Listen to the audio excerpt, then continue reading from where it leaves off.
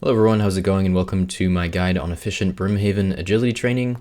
Brimhaven is the fastest place to train your agility in old school RuneScape at higher levels once you learn how to do it properly, and XP rates can get as high as about 67 to 68k an hour at 99. And I've been for a while meaning to make a guide on how to do it because it is somewhat complicated to learn, but it is a really fun course once you get used to it. So starting off with the gear and inventory stuff and pre-requirements that I would highly recommend.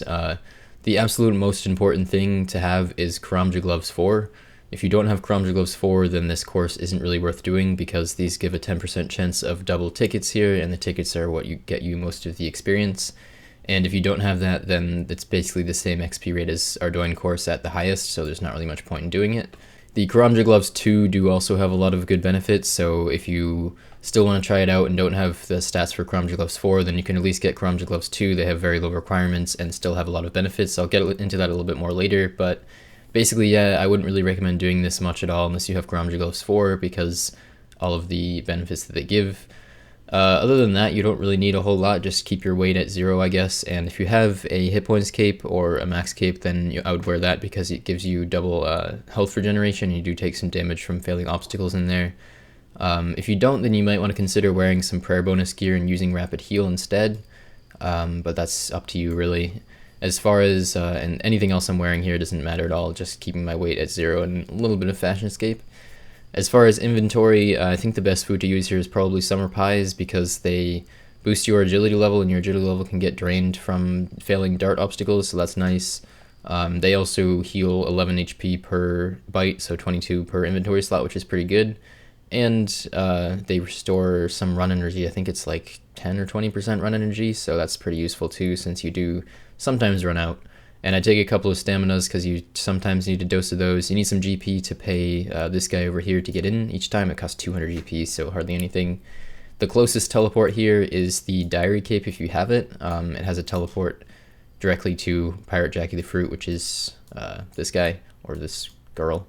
If you don't have that, then you can use the Spirit Tree over here if you have one of those, or you could just use like Brimhaven house tabs or take the charter ships or whatever to Brimhaven. I also take supplies for fletching because you can do a little bit of fletching in there if you want, but that's completely optional.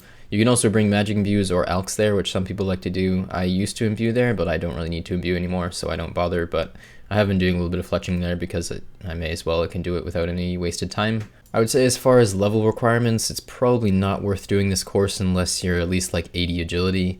You can do it at as low as like 40 or something like that, but your failure rates will be too low and the XP you get per ticket would be way too low, so I probably wouldn't recommend doing this course until about 80. Basically, the way that the course works is that you go around the course and you tag the ticket dispensers, and the tickets move every 60 seconds. And between the time that you're collecting tickets, you will have some downtime, and in that time you just run over obstacles repetitively to get more agility XP. So you get a certain amount of tickets per hour, and it moves every 60 seconds, so you get 60 dispenser tags per hour. And if you have the Karamja gloves, then you have a 10% chance of double tickets, so you would average 66 tickets per hour. And then you can get some XP per hour from doing the obstacle reps, as I said, and your failure rate, it depends on your agility level, so higher agility will make your XP per hour from that a little bit higher. But I've talked to people who've tried it out at like level 80 and learned it, and they were only getting maybe like 2k XP an hour less than me at 99, so doing it at level 80 is pretty good. But the more important thing to keep in mind with Brimhaven is that the XP that you get per ticket also depends on your agility level. They updated it, I think, back in February of 2016, and that's the point where this course became the best XP, and not many people do it still because it's a bit more effort and it's a bit more complicated than other courses, but yeah, it's been the best XP for quite a while. But yeah, the way that you get, or the way that the agility XP per ticket works now is that for every level past 40, you get 5 XP per ticket more per level. So like at level 40, you wouldn't get any extra XP, but at level 99, you'd get 59, since, 99 minus 40 times 5 XP per ticket more than you otherwise would. So like the difference between level 80 and 99 would be 19 levels times 5, so 95 XP per ticket, which is a fair amount. So basically the best thing to do with Brimhaven is to save your tickets for as long as you can and turn them in when you have a higher agility level. So like you could start doing it at level 80, but I wouldn't recommend actually turning in your tickets until you're well into the 90s just to get more XP from them. I should probably mention, as far as what the Karamja gloves actually do, they have quite a few helpful effects in Brimhaven. The Karamja gloves 2 have give you 10% more XP from doing the obstacles within the course. They also make one of the obstacles a little bit faster, which is actually very important. It makes the pressure pads 4 ticks instead of 5 ticks to repeat them if you're wearing the Karamja gloves, which is actually a really big deal because that's the obstacle that you repeat the most. And it also gives you a little bit more XP when turning in tickets, and that's separate from the XP that you get based on your level. And then the Karamja Gloves 4, as I mentioned earlier, give a 10% chance of double tickets as well. So Karamja Gloves are really good here, and if you don't have them, then it's not going to be very good. Alright, so I'm going to give you guys a quick general look at the course. You just got to pay a little bit of GP to Captain Izzy Nobeard, and you get put down in the northeast corner of this place. And it's basically what it is a grid, a 5x5 grid of towers, and between each tower there are obstacles to get to the next tower. And there's dispensers on 24 out of the 25 towers. Obviously this tower has the ladder instead. And the ticket can move to any of the dispensers, and it's randomized, and you have to go and tag the dispenser to get a ticket. There's this little thing up here that can either display red or it can display green. When it displays red like this, it means that the next dispenser I will not get a ticket, because you only get tickets for tagging dispensers consecutively. So the first dispenser that you tag, you will not get a ticket, and then the dispenser you tag after that you will. And if you ever miss a dispenser, then the next dispenser you also won't get a ticket because it'll go back to red. So you have to make sure that you're getting every single ticket. And there are very, very rare cases, even at 99, where I miss a ticket even without messing up. Just if I fail an obstacle a ton of times and it moves to like the opposite corner of the map, then there's not much you can do, but that happens very, very rarely. And it would happen a little bit more frequently at lower levels, but still, at like by the time you're level 80 or so, it won't happen very often at all. So I guess I'll grab this ticket or tag this dispenser here to start the process, and I'm going to put a map up on screen and we'll go into that, and I'll kind of talk through the different obstacles and how they all work. Alright, so I've prepared some images of the map in here with some annotations and stuff on them to help explain how this place works and the best ways to do it. So this right here is a map of the entire area with text labeling all the obstacles between the towers. And this is just basic, just saying what all of them are. There's, I think, 14 different obstacles in total, and each one takes a different amount of time to do, and some of them you can fail even at high levels, and some of them you cannot. So by far the most important obstacle, as I mentioned earlier, is the pressure pads, and there are 3 different places with pressure pads. There's the northwestern area, there's the kind of, well, more northeastern area, and then there's the a couple south, so like the southeastern area. Those are the 3 pressure pads, and the pressure pads are important because they're the fastest obstacle to repeat. They take only 4 ticks if you have at least Karamja Gloves 2 equipped, and they give at base 26 XP per repetition. So these are the obstacles that you're going to be repeating the most, and they are very, very good. There are also 3 sets of floor spikes, and floor spikes are the second most important obstacle, and sometimes you will be repeating floor spikes. Floor spikes take 5 ticks instead of 4 ticks, and they give 24 XP instead of 26, so they're slightly worse, but they're the second best. They do, however, have a slightly lower failure rate than pressure pads. Both of these you can fail even at 99, but not too frequently. And the floor spikes are located in the near the pressure pads in the northwest, in the southwest, and also in this kind of the center of the east side. I'm going to also put up on screen all of the obstacles with the amount of ticks they take and the XP that they give. So as you can see, pressure pads 4 ticks and 26 XP, those are the best, and then floor spikes 5 ticks, 24 XP.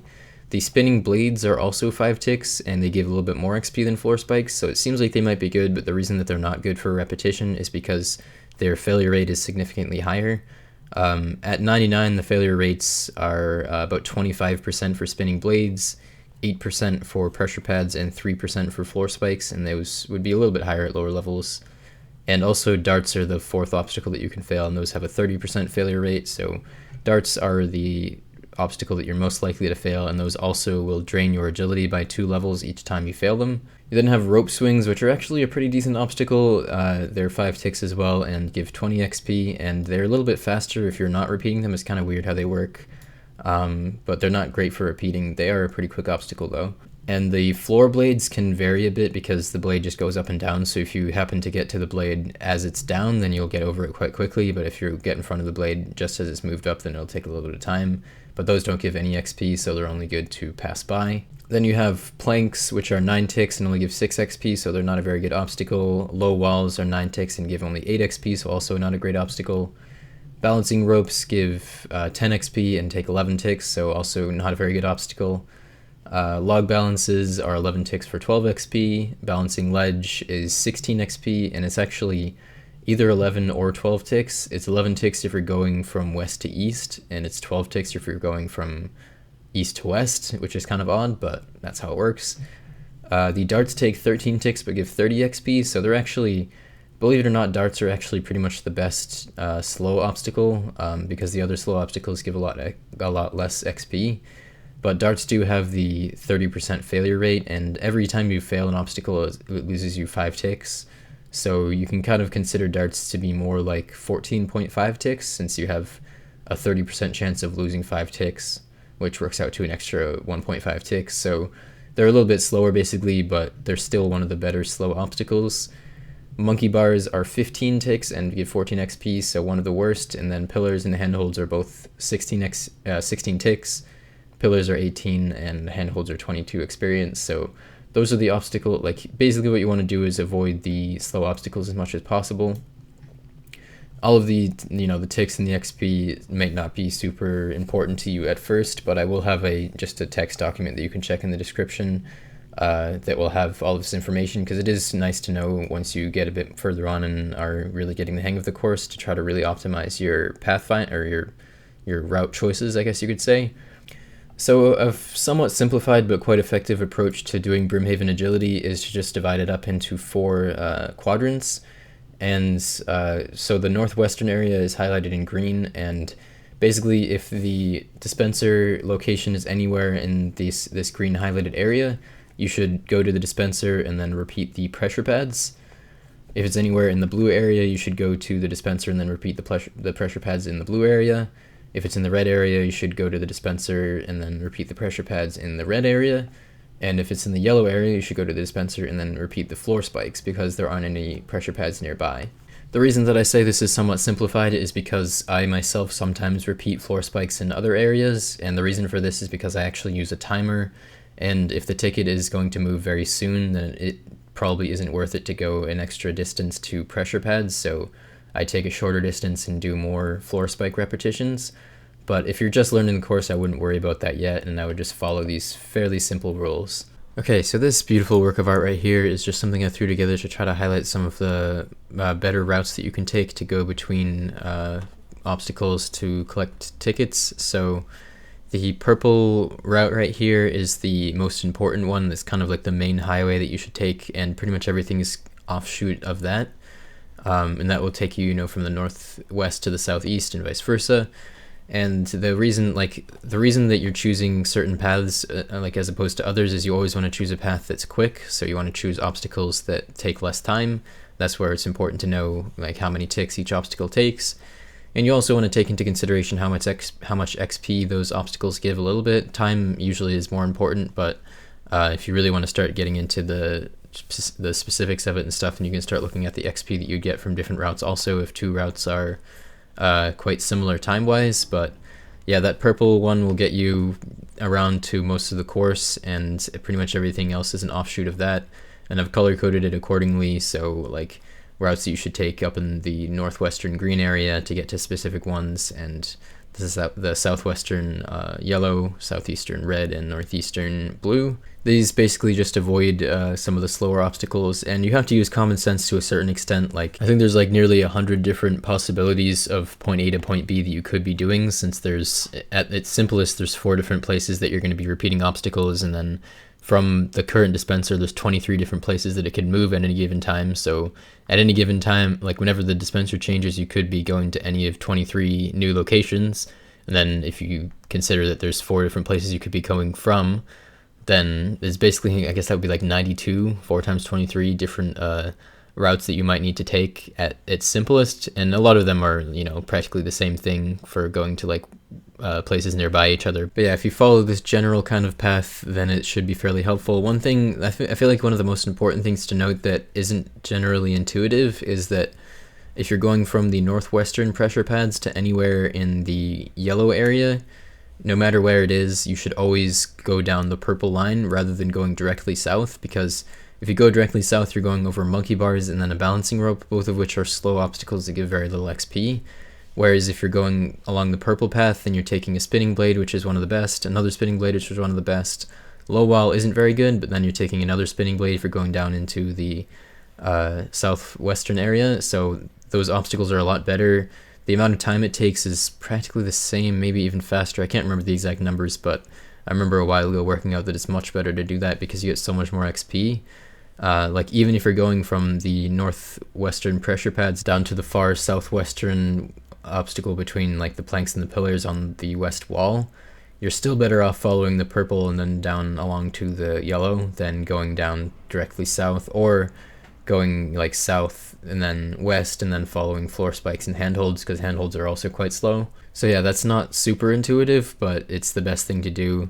You definitely don't want to just like choose a linear course each time and just go directly, like you don't want to be aiming for as few towers as possible. You want to be aiming for the fastest obstacles possible and also the obstacles that give a good experience. So when you, this will give you enough information to get the basics of the course down and mess around with it. It'll probably take you around like 5 or 10 hours to really like memorize where all the obstacles are and get quite comfortable with the course, and then you'll probably begin to notice very little, like, you know, should I go north and then east, or should I go east and then north in specific locations and stuff like that. And that's where it comes into play that you should look at how many ticks each obstacle takes and the failure rate and the XP that it gives, and start to work it out for yourself. Alright, so let's hop into a quick live in-game demo right now where I can just show you how some of the obstacles work and at least a little bit of pathing choices as I'm just doing the course as I normally do. So right now, as you can see, I'm in the southwestern corner. The dispenser that I just tagged is in the very southwest corner, so I'm currently repeating the floor spikes since it's within that vicinity. And the ticket is going to move in a couple of seconds here because I am looking at my timer, which I wish I could display on screen right now, but unfortunately I can't. So now it's moved to the like the middle eastern side, so I'm going to be going directly east across this path over here and then north.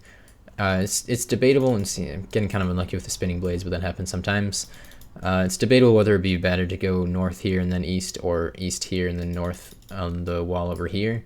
But I think it actually would be a bit better to go this way, because the darts are a similar amount of time to pillars, actually faster and better XP, and pressure pads are also faster and better XP than floor spikes. So yeah, definitely better to go this way.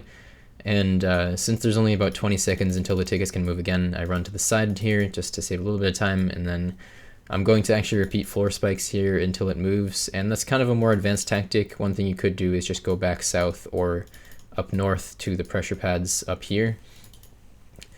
But yeah, when you're repeating floor spikes, it's 5 ticks per repetition, and you can see that I have my XP drops set to the slowest that they can be, and when that's the case, 5 ticks will be like as soon as the previous XP drop disappears, you'll see the next one, and it looks like it's moved back into the southwestern area, so I'm going to head east and back over there. And here, once again, since I'm going to be going south, I can walk to the south side of the dispenser and then run south to save a tick there, and I'm just going to repeat these floor spikes until it moves again. One thing to note about the planks, there's only one set of planks that you'll actually be going on while doing this course, because the other one just goes to the ladder. But as you can see, these 2 planks right here are, they have like the holes in them kind of, and if you walk over those, you'll always fall down. But you have to, and it changes every single time the ticket moves, so you just have to look at these and choose the plank that, and see right there it changed, and now it's the center one instead of the north one. You have to choose the plank that isn't like degraded looking. So it's over to the east side right here, so I'm going to take the same path again. And wow, these blades really don't like me today, do they? I'm gonna head over here, go past the darts, do the super cool matrix animation, get to see that lots and lots. And at this location I will be repeating pressure pads, and pressure pads are the most preferred obstacle to repeat. You'll notice if you look closely at the XP drops here that as long as I don't fail, the XP drop will show up a little bit before the last one disappears, and that's how you can tell that it's 4 ticks instead of 5. And you have to make sure that you're wearing your chirometry gloves, because if you're not wearing them, then these will take 5 ticks instead of 4. And you can notice it pretty quickly because the timing seems kind of weird if you're used to them with chronometry gloves on. And with these, it's very easy to just keep your mouse in the same position and just click every 4 ticks, and it's really, really mindless to do those reps. So that's kind of nice. It's kind of like Arty Nights in a way, and just spam clicking in the same place basically. And here it's gone up to the northwestern area, so I'm going to head this way. When it's in the very northwest corner, I could have actually taken a slightly faster route here, but it's really hard to tell whether it's northwest or one east of that. I could have gone more west here over the rope and then past the ropes, or yeah, past the rope swing over there, but that's a little bit faster. But yeah, it's hard to tell with the minimap arrow being a little bit buggy and unclear. It's hard to tell when you're in the southwest whether it's this one or this one, and if it's this one, then you're better off taking the path that I just took. But that's not a huge difference. And now, since I'm up in the northwestern corner of the map, I'm going to be repeating these pressure pads until it moves again, which is going to be very soon because that was a pretty far distance. It should move in the next couple of seconds. There we go. And we're going back down to the southwestern or southeastern area. So just follow the same traditional highway path past these spinning blades and the wall. This is the path that you will be going past by far the most because it has so many offshoots. This is the purple path. So here I'm going to be running to the side of the dispenser like this, and that just saves a tick running to the side of it instead of going directly up to it. Since I know that I'm going to be going east past it, if you're going directly not taking a turn, like, you know, horizontally or vertically, well, I guess like north-south or east-west would be a better way to describe that, then you should run to the side of the dispenser in most situations. If you're running to a spinning blade, then it actually doesn't matter because there's 2 different tiles you can stand on with spinning blades that it will activate on. You can basically do it in any situation, and it will save you time in most situations. So here it's gone over to the west side, so I'm going to be going over the plank. Looks like the center one is the one that is not in disrepair. So I tag this dispenser, I'll go back over the planks and repeat the floor spikes until it moves again. So here are the northeastern pressure pads. So you notice there, whenever you're coming up from there, you can also run to the side of this dispenser like that since you're going this way. And this is the last set of pressure pads that you'll be spending a lot of time at. And this is the blue area for reference in the northeast. There is the entrance ladder. One thing that might also not be too intuitive when you're going in this area, since I'm in the southwestern corner and I'm going to be repeating floor spikes, rather than going over these monkey bars, it's actually better to go over the blade and then over the spinning blade here to get over to the floor spikes. It takes pretty much the same amount of time or pretty similar, and you get a nice bit extra XP from the spinning blades, so I would recommend doing that rather than going over the monkey bars here. Another nice thing to note is whenever you're going over the balancing rope obstacles right here, you can save a tick by clicking on the tile like in front of it first and then clicking on it rather than just clicking on it directly.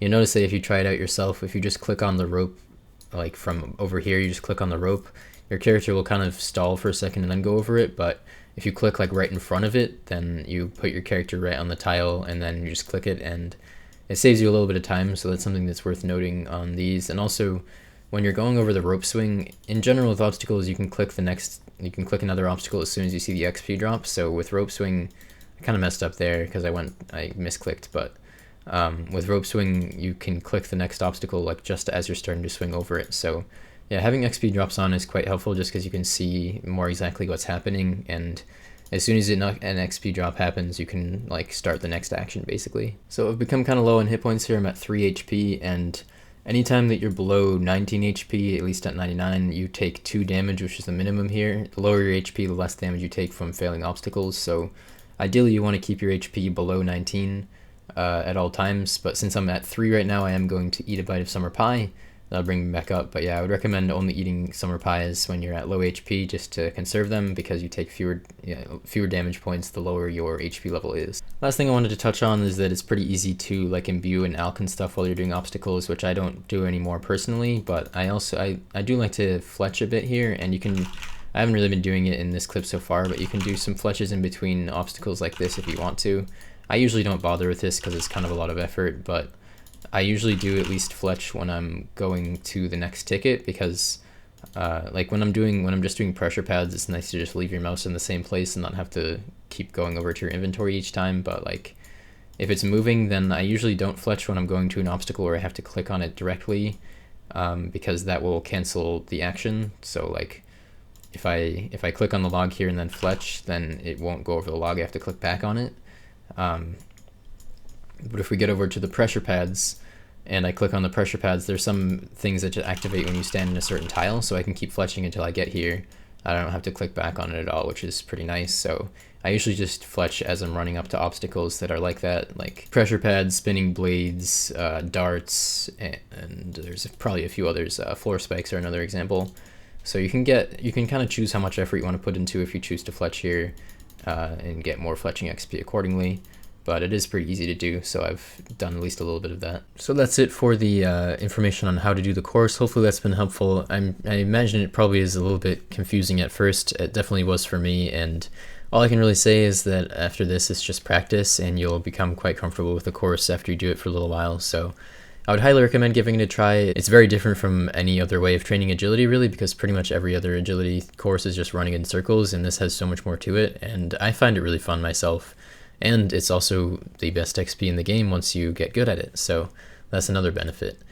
One thing I wanted to touch on is how the ticket XP works. So you can exchange tickets in different amounts, and you should always exchange 1,000 tickets at a time. So you should basically do this for like at least around 17 hours, I think it is, to get 1,000 tickets before you turn them in at all. And if you're not like in the 90s at least, I would probably wait until then to turn in any tickets that you have. You can also buy herbs and pirate hooks, but I definitely would not recommend doing that. So the way that ticket XP works is that at least for turning in 1,000 tickets, you get 320 XP per ticket at base. For having Karamja Gloves 2, you get an extra 10% on top of that, which brings it up to 352 XP per ticket. And then after that, the XP from your level is applied, so you get an extra 5 XP for every level past 40, up until 99, of course. So that means the maximum XP per ticket you can get is 647 XP per ticket at 99. At level 80, it would be 552 XP at 90. Sorry, at level 80, it would be 552 XP per ticket. So yeah, quite a bit less. So that's why you should wait. If at level 90, it would be, let me do some math. At level 90, if you turn them in, you get 602 XP per ticket. So decent amount, but still obviously better to wait until higher. But yeah, if you're getting 24,000 XP an hour for obstacles, which is a pretty reasonable rate once you get used to the course, even at level 90, with getting 602 XP per ticket, you'd still be getting about 63 to 64k XP an hour, which is a little bit faster than Ardoin. So basically at any point that you can do Ardy, it would be better to be doing Brimhaven if you take the time to learn it. So yeah, it's a really nice option. But yeah, hopefully this video has been helpful to you guys. Once again, a lot more resources will be available in the description. All of the images and stuff that I use in this guide, as well as the AHK script that I use for the timer and that kind of stuff. So I would check that out. Last thing I wanted to say quickly is a big thank you to Jebrim. Many of you guys have probably heard of him, but he was the one who taught me how to do this course. He's done quite a lot of agility in his day, and I will also link his channel in the description because he's got lots of videos. And I would definitely not know how to do Brimhaven properly if it weren't for him, because there aren't many people in old school that ever really have done it much. So big thanks to him, big props to him, and I'm glad that I was able to pass this information on to you guys. So thank you for watching once again. Feel free to drop a like if you enjoyed this video. Go ahead and try out Brimhaven for a bit. I would highly encourage it. And I will see you guys all later.